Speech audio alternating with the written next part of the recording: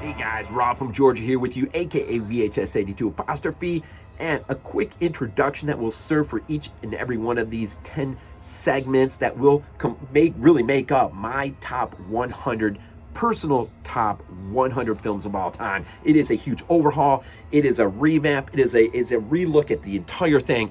And eventually at the end of this thing, I am going to do a Letterboxd version of this, which, hopefully will make the first Letterboxd one I did years ago look pale in comparison. So really, this is my top 100 personal 100 films, things that have influenced me from the earliest of my days. I was born in 70.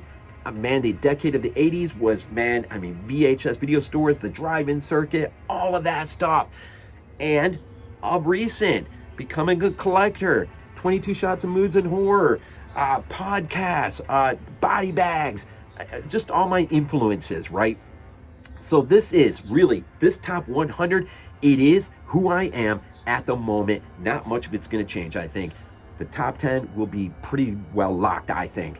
But it is who I am. Remember my age, my influences as they are. By decade, 1 or 2 decades, will take up the brunt of this list. You'll see, man. So travel with me as I take this thing on. Take it on. Let's start this thing. You guys, we're getting ready to get back into this. I hope you're enjoying this so far. I'm having an absolute blast. The only sad part is when it comes to an end. And today, I'm hoping to break 50, get into that first top 10 inside that 50 mark. And that is the goal today. And then maybe we'll just let the weekend by and get back into this next week. Maybe, I don't know. We'll see. So anyways, number 60. From Jim O'Connelly. I got a little story with this one. Way back when the internet was fresh, brand new thing, searching was such a joy on that thing. You know, you put in a search, and if it didn't come right up, maybe you were digging down 20, 30, 40 pages. If you're my age, you remember those days. You remember when it took about 20, 30, sometimes more minutes to just download a stupid trailer. It's not like that anymore. But back in the days when this stuff was fresh, man, my dad used to tell me all the time about this movie called Horror on Snake Island. Now, being that I love cinema, I love film, always had me intrigued. He would just tell me stories about seeing it on the Air Force Base in Okinawa when he was stationed in the Air Force. And so this movie would, occasionally, pop up on my mind. And so I would start a little search. I'd ask people about it, whether I was renting videotapes, back in the day. Anytime I got a chance, I would ask, and always get nowhere. And I'm like, does this movie not even exist anymore? One day, I'm in that search mode, man. Going in, I'm on page like 20, 25, I don't know. And all of a sudden, I see this movie pop up in this weird title, but something just hits me. I click on it, I start reading the synopsis, and suddenly, boom, I call my dad, and I'm like, I start reading stuff to him, and he's like, Dad, that's it. And I'm like, Dad, it's not Horror on Snake Island, it's Horror on Snape Island, or most of us know it as Tower of Evil. Jim O'Connelly, 1972 effort, island horror. I'm going to tell you something, man. My dad told me stories, man. There's a scene where this harpoon thing just flies out of nowhere and impales this person. And, man, he would just, how it is, man. We're excited. We're amped for a movie. And we love talking about it, man. We love talking about it. My dad, this was one of those movies that he would always talk about. And I thought, someday, I'm going to see it, man. And that day finally came, man, when I discovered that it was known as Tower of Evil, being a UK film. Island horror, got my hands on this Blu-ray. In fact, I sent one to him for his birthday, and I got myself one. And it was cool the first time I put this thing in, man, and experienced the memories my dad shared with me. And I've loved it ever since, man. I love my island horror, man. And this one's a good one, man. Thick atmosphere. It's a little bit of a different movie. But it is definitely, if you've never seen it, man, it is worth checking out. And looks pretty cool inside. And anyways, at number 60, Tower of Evil, aka Horror on Snape Island. Some good stuff right there. Number 59, man, from Scott Spiegel and company. We know that company, man, going all the way back to the days of the Evil Dead. Dude, this movie, man, is the greatest grocery store movie ever, man. Of course, we're talking about Intruder. This synopsis release, man, is out of this world. I used to have the old DVD release. I can't remember who put that out. But I actually gave it to a buddy of mine, friend of mine, who is a grocery manager. He had never seen it, man. And being that he was a grocery manager, dude, he fell in love with that movie. He just absolutely loved that movie. And I'm so glad I could pass it on to him because I got my hands on the synopsis edition. And, man, that cover art, man, that's what we gorehounds live for, isn't it, man? Cover pieces like that. Oh, dude, this movie, man. Ted Ramey's in here. Sam Ramey's in. I'm pretty sure Ted's in here. Bruce Campbell makes an appearance, man. It's a great story, great gore effects, practical effects. It's the way we like it, right, man? Buzzsaw scene. Oh, man. It's good stuff, man. If you've never seen Intruder, I don't know what planet you're living on. But, dude, this stuff's legit, man. Number 58. Number 58 is what you see up there, man, from 1986, Lamberto Bava, the follow-up to maybe one of his greatest movies, man.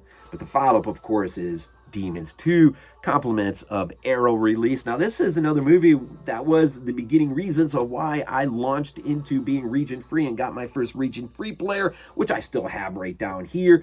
I got a better one upstairs, but this one's still kicking, man. But this, before Demons and Demons 2 ever got a legitimate release over here stateside, or a really good release, Arrow had put this out. But, man, the only way you could get it's region locked, right? So you got to be region free, right? What can you say about it, man? Just such an awesome release book inside there. Oh, man. The TV scene, man, when the demon first comes out of the TV is one for the ages. The practical effects, man. Dario Argento on producing, man. And I can't remember if on the second as well, but I'm pretty sure Sacchetti had writing credits on the first one, if not the second one, if I remember right. But anyways, man, one of the greatest splatter gore movies to ever come out of Italy in their heyday, man. Demons 2, that is some good stuff there, right there. Number 57, man. Let's bring David Cronenberg into the mix with what maybe arguably the greatest, one of the best remakes ever. Of course, we're talking about The Fly, right, man? Jeff Goldblum. He was the name I couldn't remember the other day, although I remembered Donald Sutherland. I couldn't remember Jeff Goldblum. Of course, he heads the cast in this, and he is awesome in this movie, man. I don't know what to think about him in Jurassic Park. He's all right in the first one. I don't know, but I know he's great in that scene. This is a superb Cronenberg effort, man. Body horror at its best, man. Just a great retelling, maybe even better. One of the few remakes that maybe succeeds beyond the original. The score, I mean, just everything about this movie is so awesome, man. It's too bad the follow-up to this couldn't have been as good. At number 56, man, let's bring Rob Zombie back into... Hey, I'm a Rob Zombie fan, so it is what it is. Stellar release here. I may open this up again. We'll see. But we are talking at number 56, House of a Thousand Corpses. And this is a stellar release from Lionsgate. I got to open up this bad boy, man. Check this out. Check that out. That is an awesome, superb DVD release, man. And with 30 Days of Hell, or In Hell, the documentary, got Rejects in here, got House in here. Just a stellar release. Picked this up at Best Buy years ago. Superb release. The movie, man, you know, what a story, man. He begins at Universal. Ultimately, the film doesn't work out with the screening, and that launches him into, you know, a whole different pathway. Initially, man, he had the gambit, man. He had all the money working on the back lot, not too far from that Jaws attraction. And it's great listening to him on the commentary sessions. He's just such a down-to-earth, practical guy. Just listening to him and how this movie all worked out. Maybe the only downside of this movie for me personally, man, that it was shot in 35 millimeters, should have been shot in 16 like Devils. But man, it's still just... some Fulci effect in there, man, when you go down into the subterranean cavern, right, with Dr. Satan down there, and just kind of the bodies hanging out of the walls and stuff. You just got that City of the Living Dead effect, that Fulci effect. And, you know, just such a, I'll tell you, first time, Glenn and I were talking about this not too long ago. First time that teaser spot jumped up, before they delayed the movie for a few years. There was a TV spot, or it did premiere in the theaters as a trailer momentarily before Universal shelved it, and eventually it ended up in other hands.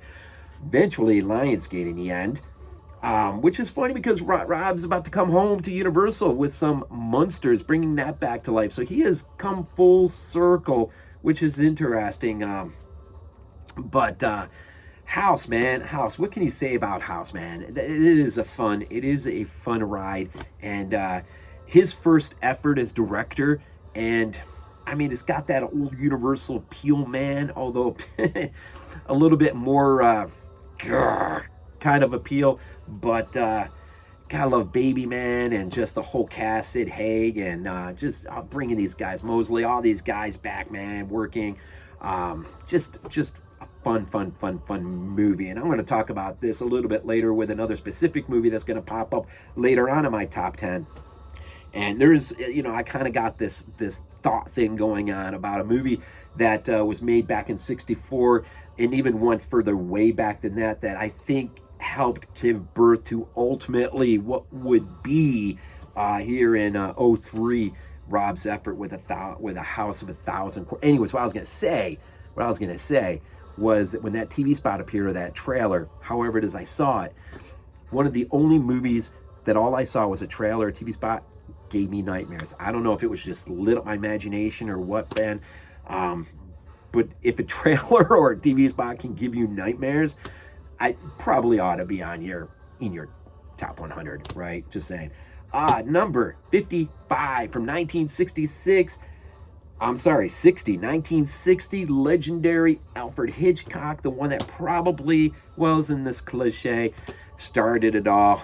It did start it off a lot. Psycho. Norman Bates, man. Just the conversational pieces that go on in here with Norman, and just what can you say about Psycho, man, or any one number of Alfred Hitchcock's movies, man. Birds comes to my mind, but Lifeboat, man. Lifeboat is the latest one I put in my collection from Eureka. Just a fabulous movie. But Psycho, man, what can you say, man? It's almost legendary, right? The shower scene and everything. So cool that she'll go on to actually join her daughter in the fog. I wish they would have had scenes right, together and whatnot. But the fact that they're together is pretty cool. Anyways, number 55, Psycho. Let's bring Wes Craven back into the mix at number 54. Movie much like if you follow me on Body Bags, you've heard this refrain before, but this movie has grown on me of late in a real serious way. So much so that when it comes out, I will be jumping from my DVD copy to 4K copy. Of course, we're talking about His Serpent and the Rainbow. What a fabulous movie. One, like I said, it's grown on me. I don't know what it is. When I reviewed it for Body Bags, it started it just started seeping into me, much like Carpenter's Prince of Darkness did, man. And both this and that are two of my more favorite movies from these two guys. And when and if a 4K transfer ever comes out on this, probably will be snagging that thing. Great movie.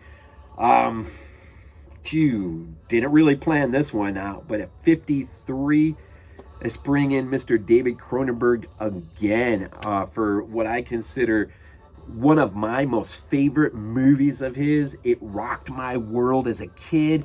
Of course, in the pages of Fangoria, the poster art. I mean, this was your typical 80s gore. I don't know, man. Scanners. And some reason I never upgraded to the Criterion edition. This is one, though, I may wait for a 4K transfer if one comes. And But man, this is one of his movies that also, although it was a favorite of mine as a kid, has grown on me as well. And this is, I'm going to say, for a Cronenberg film, this is a go-to to me, man. When I'm in the mood for Cronenberg, I generally will put Scanners on. I'm not sure what it is exactly. I love the pacing of it. I just love the character development in it. I love the story. And it would be pretty cool, man. Now that Cronenberg is working again, it would be really cool to see him go back and revisit earlier material, be it this or maybe even The Fly. I know he said in the past The Fly is something he'd like to return and visit. Kind of like another director coming up said he would love to go back and have a redo of an earlier effort in his career, something to do with Dr. Moreau. Of course, I'm talking about Richard freaking Stanley, right, man? One of the greatest sci-fi horror movies ever, Hardware. This is an excellent 2-disc special edition from Severin on DVD. Has some of his short films on there. And this is just, man, this is an awesome effort by him. I do not own Dust Devil. I would imagine that might be in my top 100 somewhere if I had it. But remember, that's one of the rules of the game with me. If I don't own it on physical media, it doesn't deserve to be in my top 100. But I got a few Stanley films, and this is one of them, man. Hardware is, it's one of my favorites of his, man. I just absolutely love it. And that's it, man. That brings us to number 51. Let's bring Frank Darabont into the equation here. Conversation with an adaptation of a Stephen King book. I consider, I'm no professor on Stephen King or films that have been adapted. I know some of them. I have my opinions on some of them. But this, man, I've never read the book. But based on what I know of the book, it's got to be one of the better adaptions from one of Stephen King's book. And that is, of course, Darabont's the Broom edition of his Mist, which, if you don't know anything about the Broom edition, this is Frank Darabont's special cut of the Mist in black and white. The color's simply not just turned off. He literally went back, stripped out the color and repainted it in your silvers, your grays, your whites, your blacks, all that. And this movie looks much like Miller's movie Fury Road in his black and chrome edition. Looks just superb in black and white.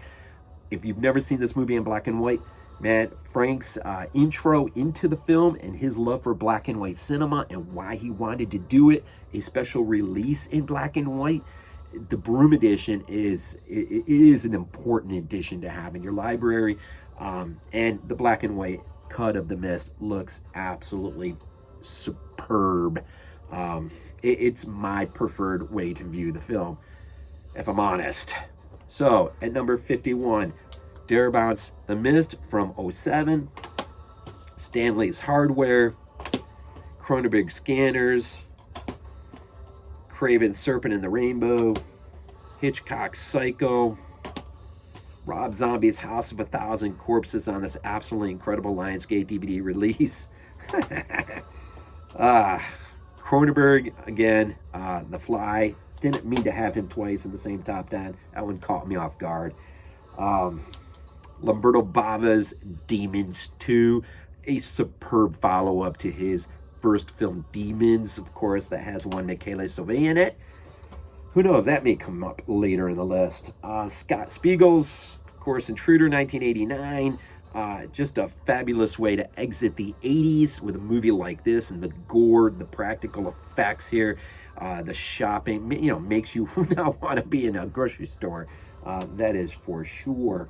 And then, of course, Jim O'Connelly's lesser known film, but very important, Horror on Snape Island, or aka Horror, Tower of Evil, right? Tower of Evil. So, anyways, that will lock down my next 60 to 51. I may go ahead and just, boom, move on into my next list here momentarily and see if I get these both out. But I appreciate the support, appreciate all the comments, all the likes, and everything you guys bring to the table every day. I so much appreciate it. It makes this so much more fun to do. Peace.